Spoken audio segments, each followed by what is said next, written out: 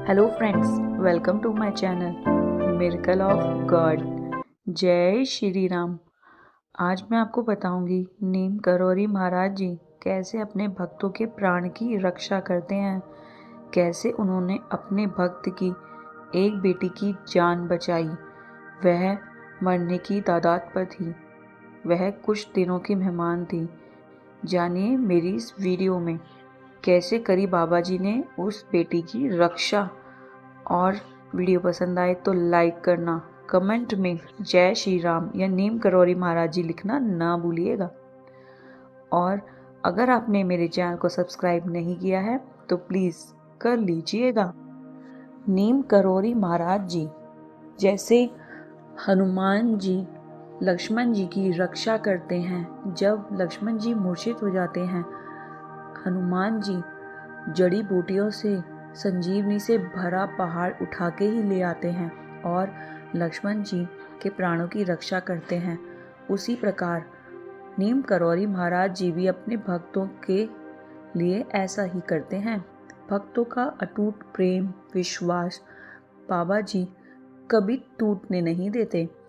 बाबा जी अपने भक्तों को कभी दुखी नहीं देख सकते।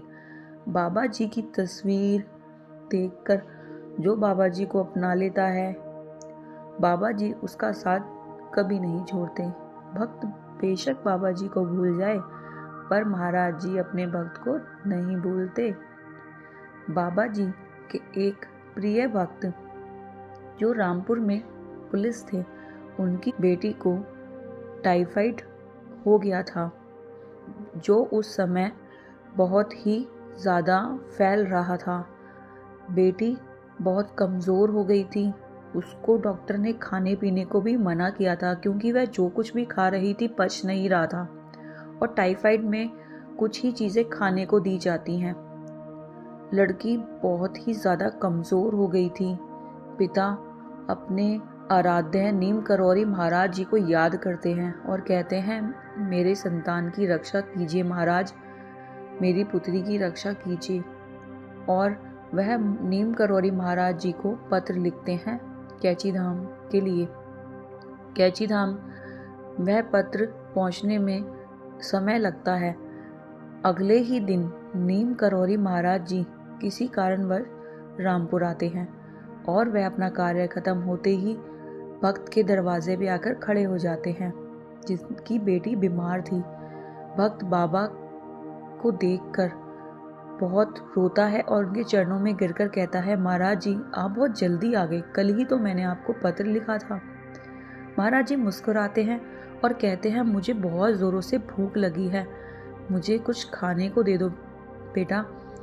तब उनके भक्त जो पुलिस ऑफिसर हैं, जिनकी बेटी बीमार है, वह अपने घर में पकवान बनाते हैं, क्योंकि उनके घर में भगवान आए हैं, उनके लिए तो सब कुछ है नीम करौरी महाराज जी।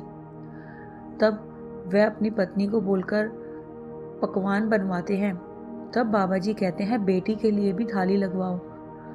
तब भक्त हैरान होता है और जो बाबा कहते हैं उनकी आज्ञा का पालन करता है, क्योंकि नीम करौरी महाराज जी के हर कारण के पीछे कुछ ना कुछ फायदा ही होता है। भक्त ऐसा ही करते हैं। बेटी बहुत कमज़ोर होती है। बाबा जी जब भोजन करने बैठते हैं तो बेटी को भी कहते हैं, तुम भी खाओ।